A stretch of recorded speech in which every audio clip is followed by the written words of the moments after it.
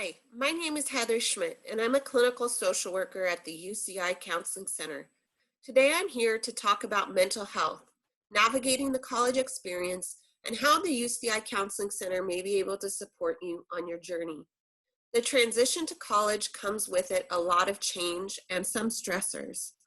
These include becoming a young adult, managing emotions, becoming autonomous, figuring out who you are, interpersonal relationship changes, establishing and clarifying your purpose, developing integrity and values.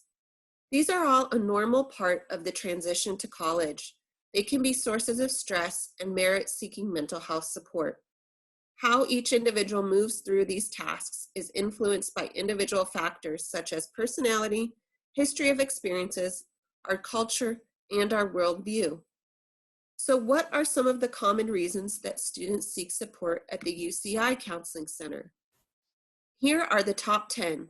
They include anxiety, stress, depression, academic, self-esteem, loneliness, relationship concerns, attention or learning concerns, sleep difficulties, and career concerns.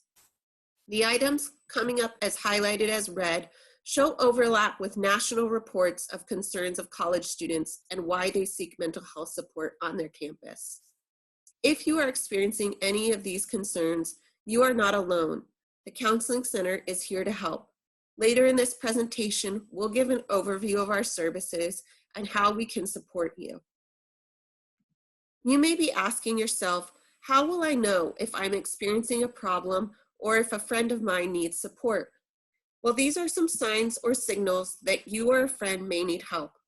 Note that not everyone will experience all of them, and experiencing one of them does not necessarily indicate a problem. But the more of these signs we see in ourselves and others, the more likely it is that we may be experiencing distress and need support. These include social withdrawal, difficulty with daily tasks, loss of interest in hobbies, difficulty concentrating, remembering, or thinking clearly, lack of motivation, dramatic sleep and appetite changes, deterioration in personal hygiene, rapid or dramatic mood fluctuations, and increased substance use. You just heard of some reasons and some potential symptoms that students may experience and which may lead them to seek services at the UCI Counseling Center. Now we're going to talk about some potential barriers that may prevent you from seeking out help. Now we want to acknowledge this is not an all-inclusive list and that each person's experience is unique, but these are oftentimes some of the reasons that we hear why students may delay seeking help or never seek out help at the counseling center. And as we all know, there's still a lot of stigma around mental health and help-seeking behaviors. Oftentimes, students express feeling scared. They're not sure of what to expect from a counseling center or a counselor in general. How do I set up an appointment? And so then that feeling of being scared prevents them from seeking out help. They don't want to be labeled. As I mentioned, there's still a lot of stigma around mental health. And so those who may be experiencing some mental health concerns or symptoms may feel like they may be labeled by their family, friends, or the larger society. We don't want to be treated differently because we may think people are just feeling sorry for us because we're struggling or because we're seeking help, when actually it's not that. Like, people may be genuinely caring about you, and so they're showing support and emotion and empathy as you're struggling during a difficult time. We want to acknowledge that there's sometimes family and cultural values that may discourage us from seeking help. Maybe we've been taught that we're supposed to deal with these problems on our own, or that we don't tell other people our business. And we don't want to be shamed for asking for help.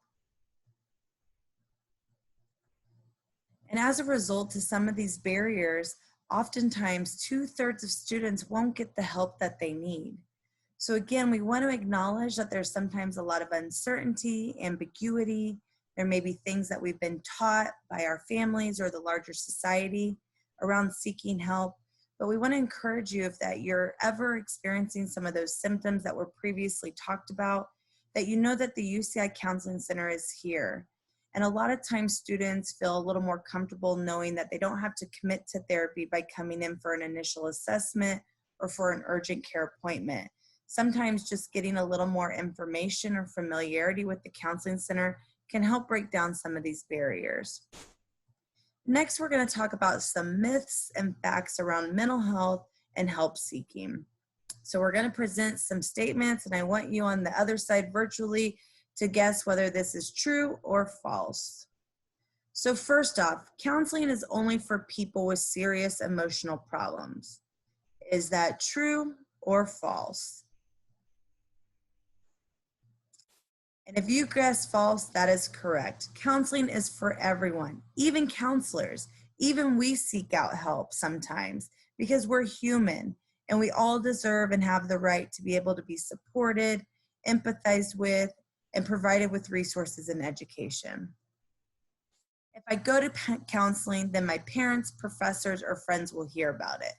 Do you think that's true or false? If you guessed false, you are correct.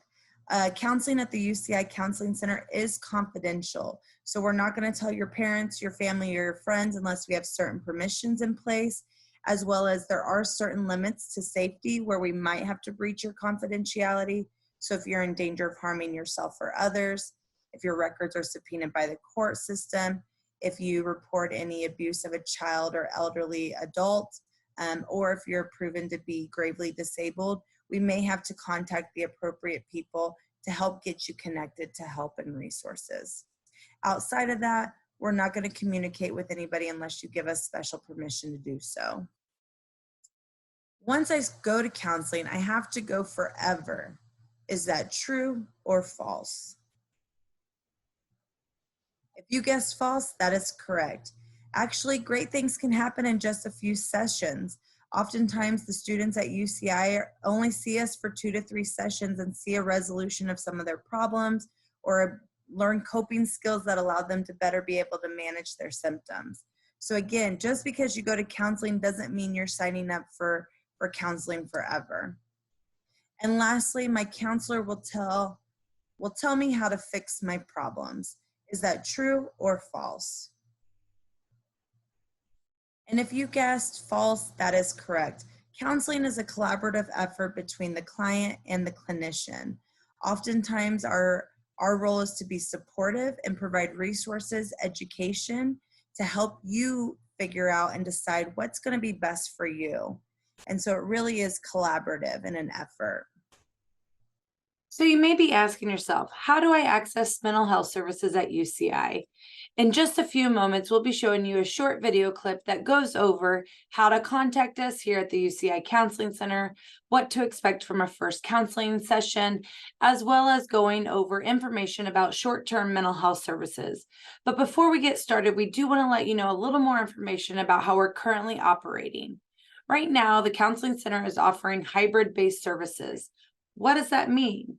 That means we are currently offering all of our mental health and outreach services both in person, where you would meet with a mental health provider in our locations and in a private space, as well as offering telebehavioral health mental health services. So what that may mean is you are in a private location, either in your dorm room or your apartment or your home, and you may connect via a HIPAA compliant Zoom with a mental health provider on the other end.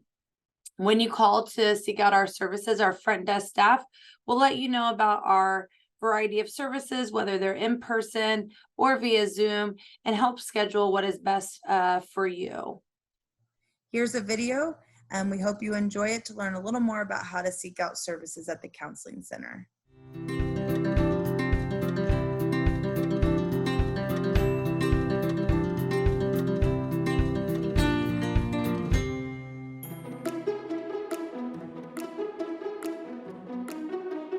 I hadn't felt like myself in a long time. I didn't enjoy the things I used to. I just didn't know what the problem was. A few of my friends had suggested I see a counselor, but I shook it off, hoping things would get better on their own. While I knew they were probably right, it was hard to imagine myself in counseling because I didn't know what to expect. I didn't want to lie on anybody's big couch. And isn't counseling just for crazy people? Am I crazy? I'm not crazy. I wondered if the counselor would judge me or if my friends and family would find out. I tried talking to friends and family about it. I tried to make more time for things I enjoyed. But I knew something was off, and I really had no idea what it was or how to fix it. I even tried Googling some of my symptoms to see if I could figure it out, but as time passed, I was feeling worse all the time. It even began to affect other areas of my life. My grades even started to suffer. I finally accepted that everything I was trying wouldn't work. I needed something more. So I made the call. The receptionist was friendly and helped find time that worked with my class schedule. I thought I would be seeing someone right away, so I was surprised when she said there was a wait list. At first I thought that the wait was excessive, but after doing some searching online, I found out that it was standard procedure for most healthcare services offered at a university. It also made me think, hey, if there's a wait list, there must be a lot of people going to counseling too. I guess more people go than I thought. The receptionist said if it was urgent, I could come in right away for a same-day appointment. I considered my options and decided that I could wait. As the date of my appointment grew nearer, that's when my nerves really started to get the best of me. I started wondering, what's going to happen in the appointment? What will they ask me? Will they give me advice or blame me for causing my problems? I wonder if other people ever have similar issues, or is it just me? I didn't want to be judged by the therapist. What if they don't like me? What if I don't like them? Will they give me medication? Do I even want medication? I had no idea what to expect from counseling, so it made the wait a bit difficult. If you're considering counseling and not sure what to expect, take it from me. It's normal to be anxious. The day of my appointment had arrived. When I first walked in, I was asked to fill out some paperwork before meeting with my counselor. It had questions about my symptoms and my mental health and medical history. Then, a few minutes later, I finally met with Dr. S. Turns out, she was really chill for a doctor. After she introduced herself, she informed me that everything we were going to talk about would be completely confidential, with a few exceptions, which we discussed until I felt comfortable. She also said that if we see each other on campus, she wouldn't say hello if I didn't want her to, unless I initiated the communication. We talked about why I came in. I told her that I hadn't been feeling like myself lately, and I didn't know why. I talked about how I couldn't focus in school, how I was feeling sad and angry at times for no reason, and that I was exhausted. She asked me questions about my family, my friends, any clubs or organizations I was a part of. She asked me about my childhood, any medications I'd ever taken. She also asked if I had ever had thoughts about self-injury or suicide. That surprised me a little bit, but she said that asking was a common part of an assessment for everyone. My initial fears completely disappeared in the first few minutes. I felt so relieved. It was really comfortable to talk to her. I don't know why I was so worried. In the end, we discussed a lot of different options for what to do next. She helped me make a customized plan. For me, my plan included individual therapy with a counselor on campus. However, there are so many options. She let me know that if I didn't feel comfortable working with her, that I also had the option to work with another counselor. Dr. S and I are a good fit though, so we decided to stick together. My next scheduled appointment is a week from today. After I left, I thought about all the advantages of going to counseling on campus. I mean, they're experts. Basically everyone there has years of experience and training. I also thought about how all of my concerns were sort of off base. I didn't have to lie on a couch. Turns out, I'm not alone, and it has given me a ton of hope. Sometimes it can be challenging, but I know it's a process, and I should try to keep it going. I've now gone to 3 sessions. I've learned a lot about myself and how to better regulate my emotions. Dr. S provided things for me to work on in between sessions, and I am getting stronger every day. I'm looking forward to seeing what comes out of this. We have about 3 more sessions before we reevaluate my progress. So, that's how it works. Counseling works for a lot of students. Find out if it's right for you. This is a typical story. Most students attend 4 to 7 sessions. Services may vary, but all campuses offer crisis urgent care, individual, and group therapy. Check with your campus for additional services offered. Most services are free for registered students. The video you watched just highlighted what to expect from therapy. To access therapy services, you can contact the Counseling Center. The Counseling Center offers individual and group therapy services in addition to crisis and urgent care, psychiatric, and outreach and consultation services. We're currently offering remote services, and due to state laws and regulations, we are only able to provide services to individuals located within the state of California. However, if you are currently located outside the state of California, please go to our website and click on Services Outside of California icon for referral resources and information. On campus, the Counseling Center is located across from Starbucks and is open Monday through Friday from 8 a.m. to 5 p.m. And in fact, the Counseling Center is free for all registered students. Now, when helping a friend, oftentimes it's best to offer support by just listening to them and being there for them. And sometimes you might actually have more concerns where you might be afraid that they might be a danger to themselves or others, where they might have thoughts about harming themselves or others for any reason. If this is the case, call 911 or the campus police, and you can reach the campus police at 949-824-5223. Now, if you're not sure about whether or not they're having any thoughts of harming themselves or others, it's always a good idea to call the Counseling Center and consult with us. And you can just do this by, again, calling us for consultation, and our number is 949-824-6457. And the great thing about it is that you can actually still call us after hours, after 5 o'clock, or even over the holidays, and still consult with us, because we do have after hours option where you call our number, press option 2, and you'll be connected with a live mental health specialist who can just help you through and consult with you about what to do. And if for any reason you're not really worried about them being a danger to themselves or others, still feel free to refer them to the Counseling Center, because we're more than happy to help them. And as you're also helping your friend, you might just find that there might be other resources on campus that they might find helpful as well. And while you're helping a friend, it's also really, really important to remember to take care of yourself and for you to get that support that you need. So if you want to just come in for a session with us, please feel free to do so, because it's really important that you take care of yourself in this time. And in fact, if you're interested in getting some help, or maybe you just you're interested more in self-help resources, we do have something called Therapy Assisted Online, or TAO, which is an online platform that the Counseling Center has that's free for all students.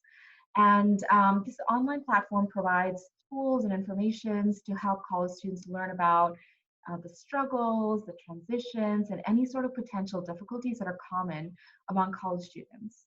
And this TAO platform might be really great, especially for students who are currently living outside of California, either if it's a different state or a completely different country. TAO has some really great videos, some interactive activities, journals, and even a library full of mindfulness tools, so that you can kind of develop some skills and strategies to help you be successful academically and socially. And you can actually access TAO by scanning the QR code. Feel free to take a picture of it or just scan it with your phone right now. I would actually encourage you to start working on some of these great resources so you can feel better prepared to transition as you start adjusting to college in the fall. And the TAO app, there's an app for it on Android and on Apple, so you can access TAO any time of the day on your phone. And once you complete a profile through the online portal, you can just download the app and have access to all of the amazing resources that TAO has on its own platform. And if you would like to have more information, please connect with us online. Check out our social media pages on Instagram, Facebook, and Twitter, as we do post a lot of upcoming events on our page. And our YouTube page actually has some really wonderful videos, We are building some mindfulness videos on there, as well as some quick tips in terms of taking care of yourself. So please be sure to check them out. And what you can also just do is you can even scan this QR code on the screen, and with this QR code actually will take you to like one of the pages where you can access just resources, quick resources about how to, for example, if you have questions about how to help a friend, or if you're looking for resources. And let me just show you what you'll be accessing in just a minute. So this is the page that you would access when you click on the QR code or you access the QR code. So for example, if you are worried about a friend, you have some resources that you can kind of look into about how to talk to them. Or if you are having some trouble coping with the situation yourself, you can access some resources there. And you will always be able to contact the UCI Counseling Center. And you can always just see in terms of how to schedule an appointment with us, or even in terms of emergency services, what to do. And our website is also a great resource. So when you go into our website, you'll just see that you can access our resources. And currently we have some really wonderful COVID resources we've put together. And you can just sort of see in terms of managing stress, or if you were interested in mindfulness and meditation resources. And we have a few self-care activities that we kind of recommend during when you're quarantining. So these are some resources that you can access really well and quick. And if you're interested in what kind of group services we offer, or any other short-term or therapy, what does that look like, you can always just check our website to get that information. So go ahead, connect with us online, and we look forward to seeing you all and providing you with services in the fall.